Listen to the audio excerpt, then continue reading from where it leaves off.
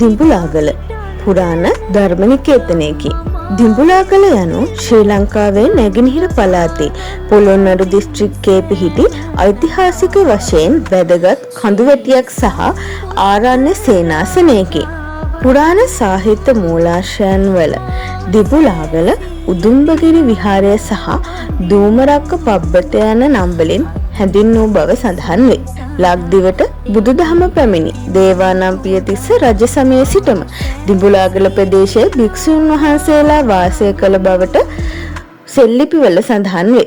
ජනප්‍රවාදවලට අනුව අතීතයේදී මලියදේව මහරහතන් වහන්සේ ඇතුළු දහස් ගණනක් රහතන් වහන්සේලා දිඹුලාගල වැඩ සිටි බවට සඳහන් වේ. වලගම්බා රජුගේ ද්‍රවිඩ ආක්‍රමණ කාලයේදී ආරක්ෂක ස්ථානයක් ලෙස දිඹුලාගල ප්‍රයෝජනයට ගෙන ඇත. මහා පරාක්‍රමබාහු රජුගේ සමයේදී දිඹුලාගල කාශ්‍යප හිමියන්ගේ ප්‍රධානත්වයෙන් විනය සංගායනාවක් පවත්වා ඇත. දිඹුලාගල ආරණ්‍ය සේනාසනය කටාරම්කටු ලෙන් 500කට අධික ප්‍රමාණයකින් සමන්විත වන අතර පුරාණයේ භික්ෂුන් වහන්සේලා වාසය කළ ස්ථානයකි.